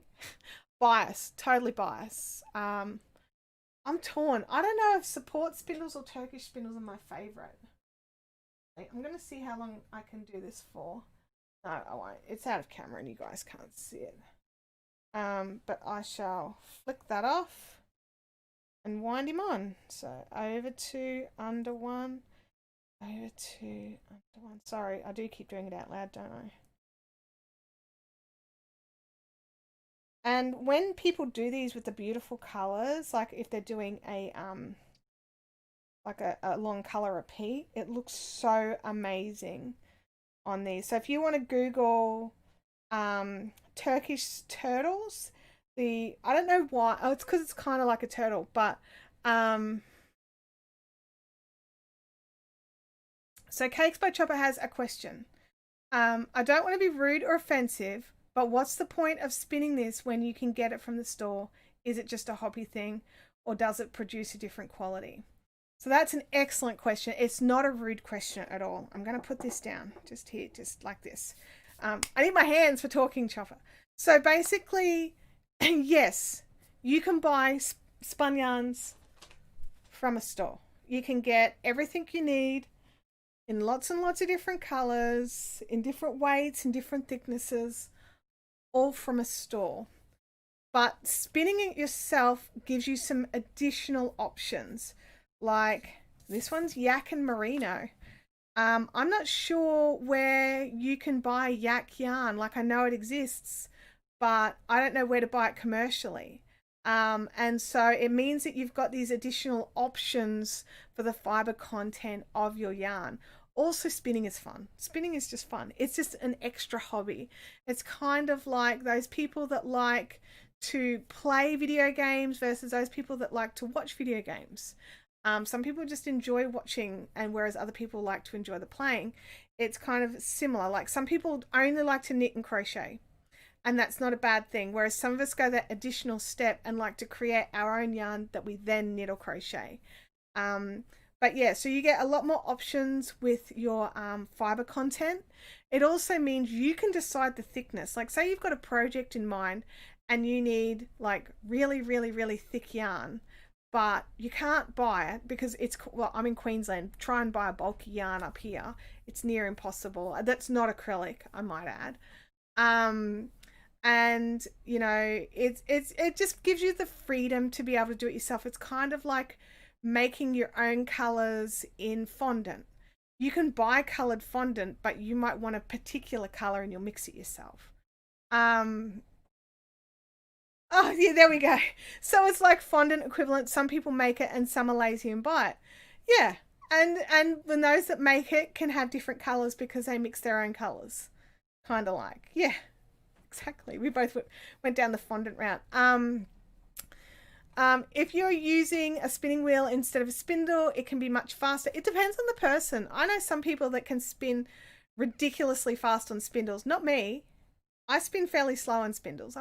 But then again, I also spin slow on a spinning wheel because for me, it's not about getting the yarn made. It's about making the yarn, if that makes sense. Like at the start of the chat, we were talking about process versus product. And I am a process crafter. I like the individual steps. I don't necessarily care if I finish it or not. Whereas some people just want to make the thing, make the thing, make the thing, make the thing. And neither is incorrect. They're just different. It's not, yeah, that's right. It's not necessarily lazy, but why invent the wheel? That's exactly right. Because Spanish Chick doesn't, she knits and crochets like you wouldn't believe, but she doesn't like to spin. Yeah, that's right. Spinning is supposed to be a fun, not a job. Yeah. And if it's annoying or you don't enjoy it, then just buy the yarn. Like, and that's the same for fondant. If you make bad fondant, you may as well just buy the fondant. If you make bad yarn, unless you want to get better at it, same deal with fondant. Unless you want to get better at it, just buy it. So, but spinning's something I enjoy doing. I find it very relaxing, mostly. There are times when it is not relaxing, when the tools do not do what the tools are supposed to do. Bob Curran's got a good point as well. So she gets some dermatitis on her hands and finds that spinning wool in the grease, which is raw sheep's wool before it's been washed, actually helps with her dermatitis. So yeah, spinning is fun and it's a hobby in itself. Look, I know of some spinners that don't knit or crochet and they actually just sell their spun fibers because they just like to spin. Spinning gives me motion sickness. I'm sorry, Kim. I probably should have warned you that I was going to spindle spin on you last night when I was setting everything up. Because I like to spindle spin. It's kind of like, you know, some of you guys know I'm not feeling the greatest at the moment. And so spindle spinning and crochet are like my comfort crafts. So when I'm not feeling great, here's what I like to do. If I'm sitting inside, chilling in front of the TV, I tend to support spin when I'm sitting in the couch. But I pop my support spindle on my lap or my bowl on my lap, and I just go forth and spindle spin while I'm watching TV. If the hobby starts to feel like a job, stop for a while and take a break. Absolutely, Rebecca. That's excellent advice. Like we were saying earlier, it's supposed to be fun. Like, that's the thing. Like, learning it, it's not necessarily fun. You drop it a lot. You get angry. Or like this. I mean, I got angry. I dropped it a lot. I got frustrated. It wouldn't do what I wanted it to do. And then it clicks. And it works. And then it's enjoyable. I am in camp. Learn on a wheel, then learn on a spindle. Some people prefer to go the other way. I think that if I had been told to spindle spin before I bought a wheel, if I had have listened to the people that told me I needed to spindle spin before I bought a wheel, I probably wouldn't be spinning now. I probably would have gone, yeah, nah. Because then I wanted to make my yarn a bit faster. And I wanted to... I just wanted it done. I didn't understand that the spinning itself is the fun. So I know there's whole camps of people like yarn police out there that are like, well, you should learn on a spindle before you learn on a wheel. And I say to them, spindles are cheaper than wheels for sure. But it's different skills, and you've got to kind of keep everything literally in the air all at the same time. Whereas on a spinning wheel, it's all being held for you. You're just holding the yarn, and you're learning how to draft, and you're learning how to feed the actual fibers and yarns into the wheel. So part of the thing here is actually, I can't just let twist into there. It'll just be so thick and chunky. Part of the process is learning that you only want a bit, and you just sort of let it twist in. I don't know if you can see that because I'm doing white on white. I'll get to it. I'll do a chunky one just so you can see a bit better. You get up to the next bit. I'm joining on a bit of fluff here, but see how it kind of brings it in like in a little section. I have my finger there. Oh, I didn't get enough twist in there, and it's all going to break. Twist gives yarn strength. Spinning wheels are basically, and spindles are basically fancy twisting machines. All they do is add twist.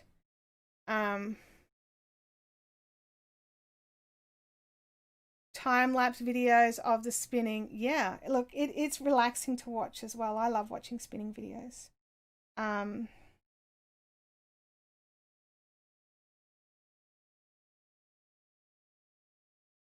should probably one day when I'm just spinning, I should set up one of the cameras and just literally do a time lapse of me spinning.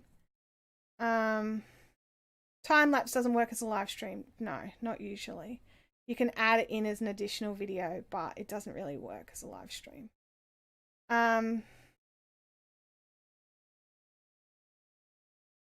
I could just use my hair braider to spin yarn. Hey, are you talking about just one of those little ones that just twist the two bits? Because a lot of weavers use those to weave, to twist their ends to give themselves a nice little fringe.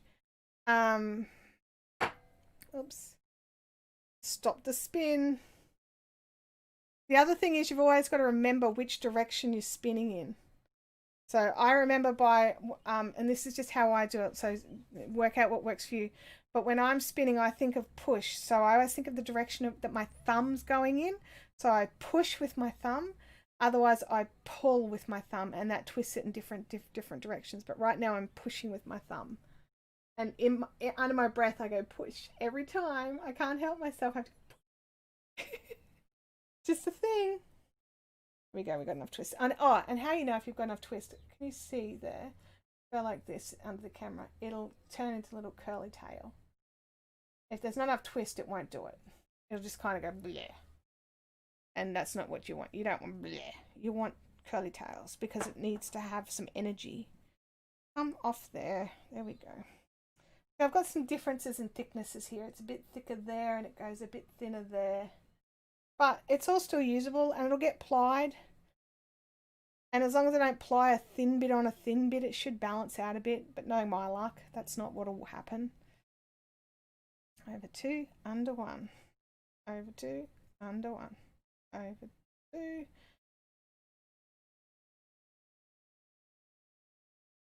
Hitch over the little knob. Alright. Bob Curran says, I learned to spin on a wheel first. See? And you're an awesome spinner. I just think making people do things in a particular order and not being open to different learning styles is what puts some people off trying things. I know of people that were told, I won't teach you how to spin on a wheel until you can spin on a spindle. And I would have gone to that and just went, fine, I won't learn then. Because I want to learn on a wheel. I don't want to learn on a spindle. The Z twist thing is new. I hear it's better yarn for hooking. Yes. Okay. So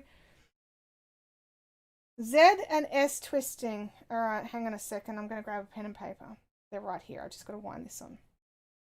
It's basically the direction of the twist on your yarn. All right. And it's better for crocheting. That's actually legit and real. I tend to always spin my stuff Z and ply S because I either knit continental or I crochet. And what happens is the yarn gets twisted and untwists itself if you do it the other way. So if you've got yarn, right, this is a yarn shaft, and you've got, I'm terrible at drawing, nobody, so I don't have any thick yarn here. I'll see if you can see. This is some commercial spun, but you can look at a single piece and see the direction that it's the little lines going in. That's your Z or your S. This one here will actually end up being a Z because they spin an S and ply and Z in just about all commercial instances. They always tell you if they do it the other way. Okay, so this is the S and this is the Z. Okay, all right, and that's why they call it S and Z, is because you can make an S on one side and a Z on the other. But one is left spun, and so it's clockwise and anti-clockwise if you're working on a spinning wheel. And this is just how you keep an eye on the direction. So when you spin it S and ply it Z, when you crochet or knit, you tend to take, or knit continental I should say, you tend to take a little bit of the twist out of your yarn. And sometimes that makes it so untwisted that the plies start to come apart, and that is bad, okay? That you need your plies. And so you can make allowances for it. You can just get used to it because it's just how it is. Or when you're spinning your own yarn, you can do it the other way. You can spin it Z and then ply it S. So when you crochet it or continental knit it, it actually adds in a little bit more twist, okay? So that's my quick 5-minute lesson on Z and S. Are you bored now? So just about, like, unless you see something that says like crochet cotton has been spun in the opposite direction so that it holds itself better. If you wondered why some crochet things look so sort of tight and taut and crispy, it's because they've probably done it with crochet cotton. Hey Jai, how you going? Hey Betty, welcome to the chat. So it's just they're not bad. It's just important to understand. So when you're making your yarn, you can make it the best for your particular projects. So if you ever get hand spun yarn from me, it's a pretty darn good chance that it's Z spun S plied, because that's how I make everything, because I knit, continental, and I crochet. Now the other thing is, if you're a weaver and you're planning yarn for a weaving project, if you have your warp or your weft in each, if that makes sense, you want one of each. So you want to have, say, S spin on your warp and Z spin on your weft, you'll have a lot more natural light reflecting, so that your project will just pop that little bit more. It's really hard to describe, but until you kind of see samples of it. I was watching a video that, I want to say Judith McKenzie, I could be wrong, it was an interweave video on plying many years ago. I don't even know if it's still available, and she showed examples of yarns that were like little samples of woven yarn that was spun and plied differently, the same yarn, same colors, and it just looked different. It just looked lighter, like, I want to say sparkly, but it didn't sparkle. Does that make sense? It doesn't make sense at all, but you know what I mean. I'll be checking crochet items to see if they look crispy.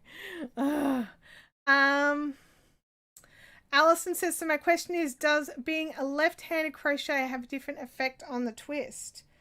Look, I can't speak to that. I would assume so.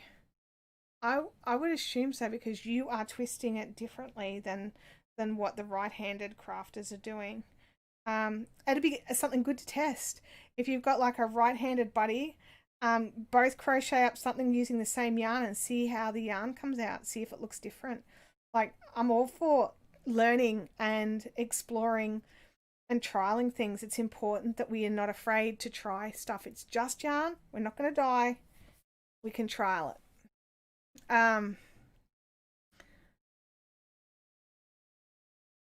Just about to go out for lunch with Angela of Blackwater. Say hi to Angela for me.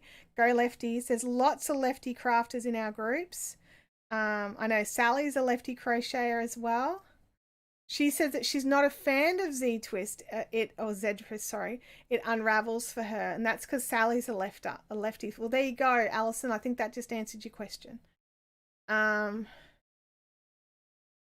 So Kim also says it probably also makes a difference if you underhook or overhook when you do yarn overs. That is actually really true. That makes a big difference. Yarn Dragon says I've heard Z twist yarn is not good for left-handed crocheters. There you go. See, I'm learning something new. I assumed it would be not good, but now we have fact that it's not good. Because Sally has tried it. So left-handers, you'd be loving the yarn in the shops. Us righties are the ones that go bleh. So, I'm a bit ambidextrous. So I can left-hand and right-hand crochet. I just prefer to go right-hand. So, wind it on, wind it on. Ow! I stabbed my own self in my own hand. Do not recommend. Come on, little thing. And I think part of it's because I'm so pedantic. I want it to sit just right. Sit just right. And I'm looking at it, and I did one that I'm not happy with. And I'm like, should I go back and pull all that out just so I can straighten up this one? The answer is no, because it's going to be covered soon and I'm never going to notice it ever again. But I keep looking at it. So until it's covered, it's going to bother me. Freaky says, no, not me. I would confuse myself. Fair enough. Confusing ourselves is not what we want. Self-confusion. I get plenty of that.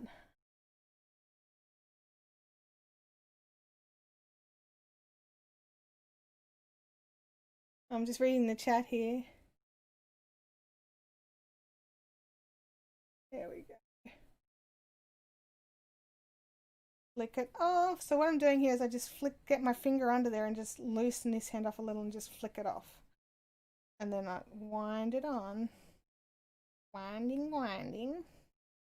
I should start the next level just so I can cover this up because it really bugs me. So I'm going to do that. Next level. Start the next level. I have to keep telling myself, otherwise I'm going to just think I've done a wrongie. Because that's the way, that's what we call it, a wrongie. Chopper says, I'm fascinated by how much is actually going on, how much there is actually going on with yarn. Not even joking. No, like I get it. There is the whole knit crochet crowd that they knit and they crochet and they make beautiful and stunning things. But there is more to yarn than just knitting and crocheting, for sure. Absolutely. And that's what we try to chat about here at Fiberific, not just all the normal stuff.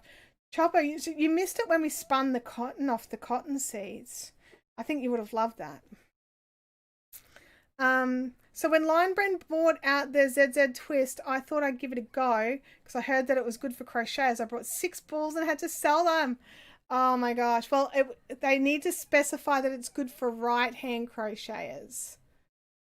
So they do. They really need to clarify that up a bit. And I should probably say it too. When I'm talking, I am generalizing to the right-handed. Does anybody know or can Google what the current population of left-handies are? Because I know it's growing. We're getting a lot more left-handies in the world than there used to be, because also people aren't being beaten to stop being left-handed. Because they worked out that being left-handed is not actually from the devil.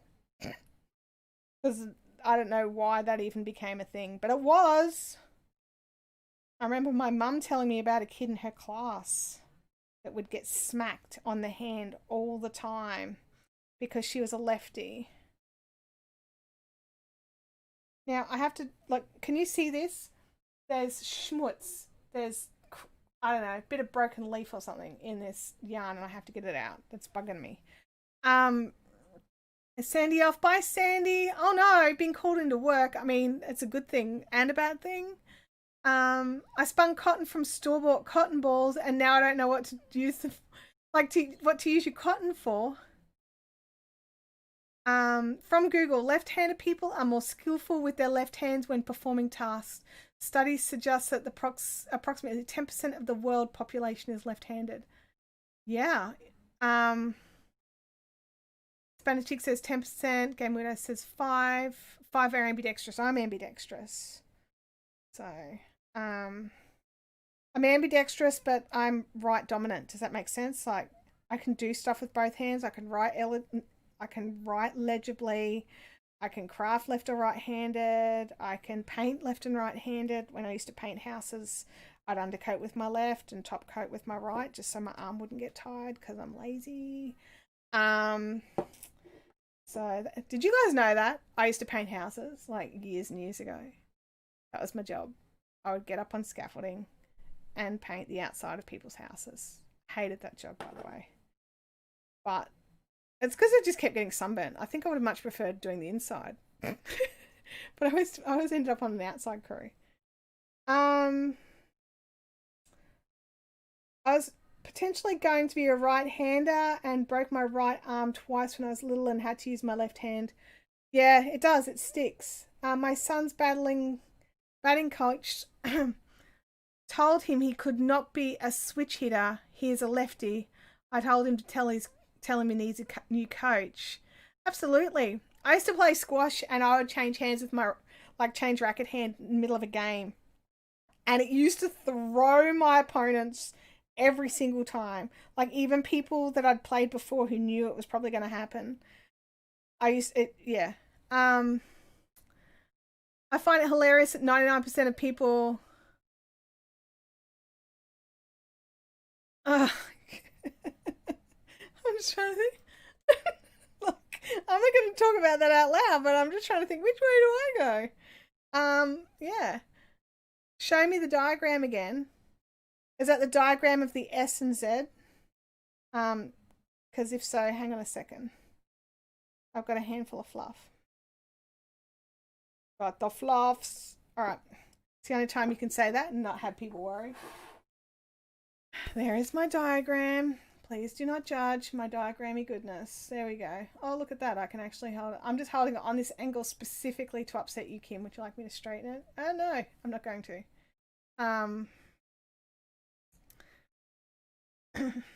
That's very clever to be ambidextrous. Look, I think I learned how to be ambidextrous out of pure laziness.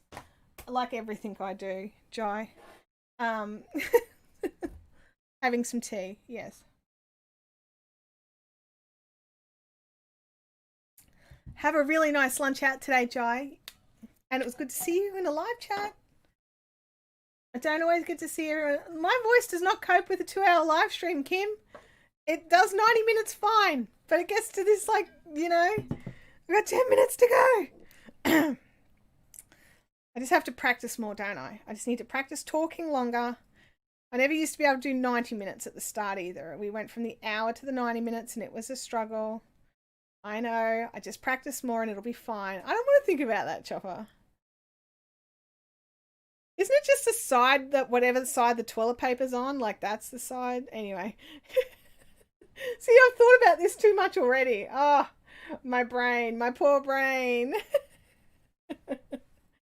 I think it is wise to learn things with two hands because you never know. You might actually, when I was skateboarding, I'm goofy-footed, so that means I lead with my left foot, even though I'm technically right-handed, although I didn't understand about ambidextrous. Chopper says, I can talk underwater with a mouthful of marbles. Chopper, me too usually, but for some reason lately my voice starts to just leave. I don't know why. It's not being my friend. It's just not being my friend. Oh, no. We're not going to have that conversation at all, folding. But, yeah. Push. See if we can bring this under here so you can see me drafting.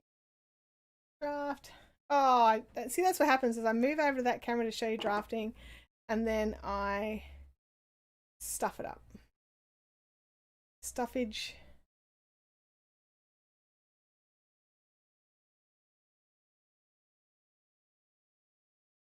Oh, I got a yucky bit. I got to fix that. Hang on. So that bit there can just go down there. Excellent. There's a bit on the end that I'm just going to pop off because I don't like it. I just don't like it. So what are you working on, Chopper? Have you got a new video coming out soon? I'm totally changing the topic. Have you got a new video coming out soon? Like I saw the Batman one. Did I see another thing coming out for something else? Love that Batman cake so much. And it totally looks like something I could do. Like, that's the other thing I love about it, is I am a poor artist. I'm rubbish at drawing, and I'm the shame of my very artistic family. And oh, Chopper says, no, I filmed one, but I'm not happy with it. Oh. Well, what are you going to do? Are you going to just film something else, or you're not going to release it? Like, it's so bad you're not going to release it?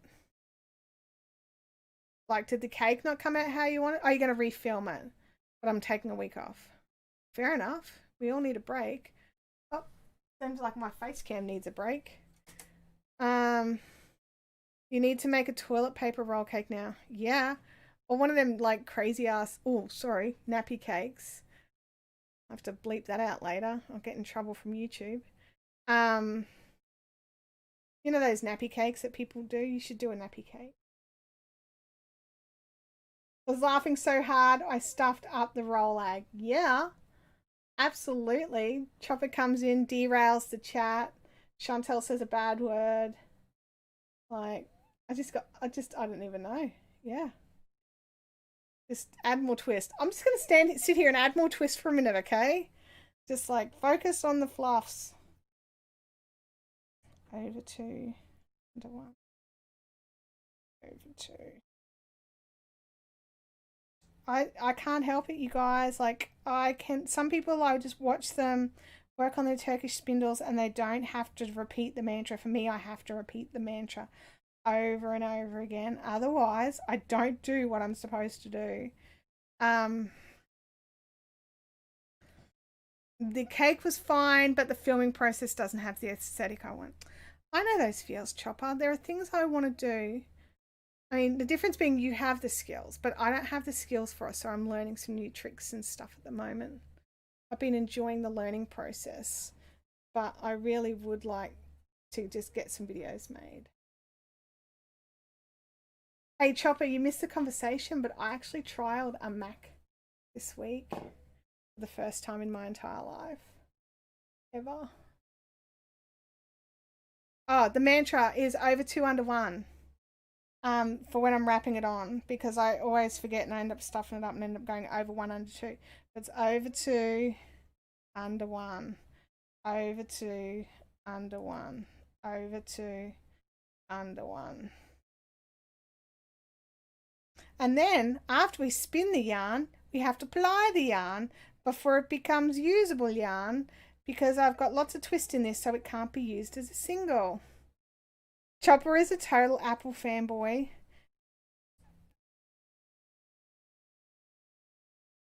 She admitted she didn't hate it. Absolutely. I didn't hate it. I was tempted, Chopper. I was tempted, but it couldn't do what I wanted, so I didn't. I could only afford to update one piece of technology, either a new camera or a new laptop. I couldn't do both. And then when Ecamm, which was the software I was trialing, couldn't do the camera thing that I was hoping it would do, and what it does for other Canon cameras, but it doesn't do for mine, apparently. Not feeling at all targeted. Canon brings out, great new EOS update for Canon cameras, so you can use them as a webcam. Not on mine. And then, Ecamm does this thing where you can connect your camera to live stream to the internet, just via USB. You don't need a HDMI input, which means that it wouldn't turn off every 30 minutes. Then, yeah.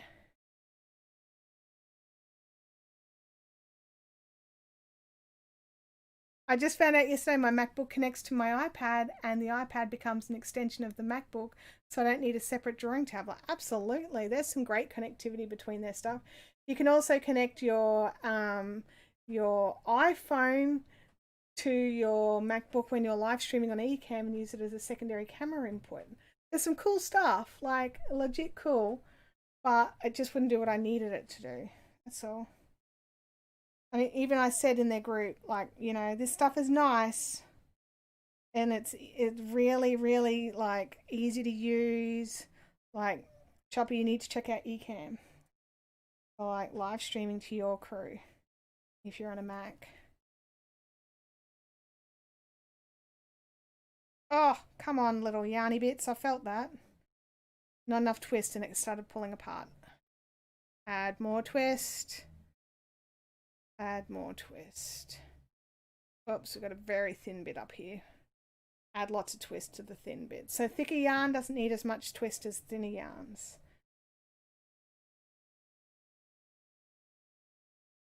Oh, there we go. I did some more work for Nerdy Craft. Is so happy with what's coming out. Oh, I can't wait to see. Sally just updated. She's got a new Mac. There we go. We've got our fluffs. I'll put that there. I'm done. My look, you can't see. Oh, actually you can. My hand is red. It's hot. It's gross. It's fluff in the air. The curse is over. Yay! Wench was stuck on a project and there was this section of Cutha, which is this color here, Cutha, in her project that she kept stuffing up. So I'm glad it's over. Can I ask what camera you have that won't do the webcam? I have a Canon M6 Mark 1. The Mark 2 works. It's totally fine. But it doesn't work on the M6 Mark 1. It's a great camera, except for the fact that it does turn off every 30 minutes. Do you still have fingerprints? Currently, yes, I do. Sort of. Maybe. Look, I'm sure I do. I'm sure I have fingerprints, right? I'll go and touch something later and I'll tell you. It's because she loved it so much she wants to keep using it forever. I missed something there. Yes. But if you've got any more questions about spindling or anything like that, just chuck them in and we'll, you know, we've got like a minute or so to have a quick look through the chat here.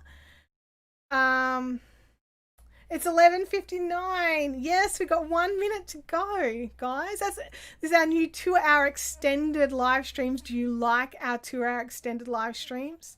Let me know in the chat. I love Cutha, one of my favorite colors. Your other favorite color is Poison Ivy, if I remember correctly.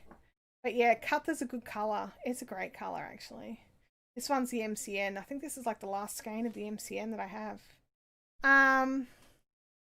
How many are too many spindles? No idea. I don't know how many I have. I have in the realms of 20 and that's not too many. So I don't think 7's too many. We don't remind Chantel of the time. Yeah, I've noticed. This is great fun. I learnt so much. It's awesome, Young Dragon Creations. Thanks for joining in the fun. Chopper loves his red beanie. Oh, I'm so glad you still got it. Kathy says, yeah, for 2-hour lives. Alison says, yes, love the extra time. Bye for now. Have a great day. Thank you, Alison. I was going to show beads. I can do that. Hang on a second. Just give me a minute. Well, not a minute, like seconds. Where is my beads? What did I do with them? I put them somewhere. Safe. Where are you?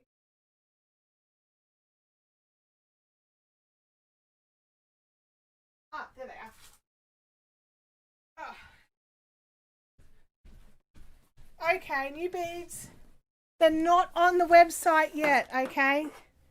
They're not on the website yet. I'm just going to swivel this around and down a little. There we go. Not ideal, but it gets you a bit closer. Okay, so we've got some pretty blue ones. These have got silver linings. They're cute. I've got these dark violet ones that just look amazing. I'm so happy with these. I don't even know if they're going to make it to the website. I might keep them all. Also, these ones, look at these. How cute are these? I love them so much. But I thought I bought a 250 gram pack, but I must have only bought a 50 gram pack. Have we worked out a theme? Do we know Chantel likes the AB coating on the beads? Does everybody like the AB coating on beads? Like, I mean, does everyone know what AB coating is on beads? I did not know what the AB stood for until someone in chat told me, right? I just knew it was a thing. Abalone. And I was like, no, that can't be it. Oh my gosh, it's totally it. So that one's AB. This one's not AB, but it's still shiny, but not AB. But the AB gives it that kind of oil slicky kind of multicolour thing over it. Chopper says, no clue. Abalone is so pretty. I love abalone. Then we've also got some of these ones in this dark smoky amethyst. And then we have my all-time favourite colour that I just bought lots of because I love them. Which are these ones. They're just a really, they're called Ivory Gold Luster. AB. But I do like them. They're just so cute. And you can use them on so many colours. And then there's just 2 packs of those. And then we've just got some straight up crystal AB. So it's just clear crystal with the silver lining with the abalone on it. So you can, again, any colours. You did not get more pink. No, I did not. Those of you that don't know, the Mystery Lace Club that I bought beads for a little while ago, I made a an error in my mathing, as we know I am wont to do. And instead of buying, you know, the 2 packets that I needed, I bought 7 packets. So I have a lot of pink beads now. So, you know, pink beads. Pink beads. So yeah, these are nice beads. Yeah. I don't think I'll need to buy pink again anytime soon. I'm looking for designs for my Mystery Lace Club to incorporate more pink beads. So, you know, you guys will get more pink beads as well. I mean, really. Sally says I like those purple ones. These purple ones or these purpley ones? I mean, I like them all because I bought these. I like them all. I saw their pictures and went, they shall be mine. What is the colour above the blue beads? So I'm going to assume these are the blue ones and you're talking about this colour. And that is Smoky Amethyst AB Miyuki seed beads, approximately 125 grams. I have lots. I shall get these bagged up and onto the website soon. The pink beads are a constant source of amusement. Hey, look, you know what? Like, because the pink beads, they've come in bags like this. I use them as weights on cameras, like this straight up, like hang it over things to weigh it down. I don't like red or nothing. No, I do have some good red beads, Chopper, but they're already in stock. These are new ones. The second purple, what's it called, please? This one. I'm going to assume you mean this one. These are dyed silver line dark violet. These are pretty too. I really like these. That's a nice colour. I like that the camera is actually picking up the colour nicely. Or at least on my end it is. I don't know if it's your end. It's like, I like the little pack. Are these guys? They're called Purple Iris. I just wish I had ordered more. That's my only regret with these, is I wish I had ordered more. It's like yeah, Chopper. Yep. Yeah. This is like a pinky purpley pink. It's peony pink. So yeah. But yeah, I like all the beads. The beads are good. So there we go. We did the beads. Josephine says, I always thought AB was Aurora Borealis.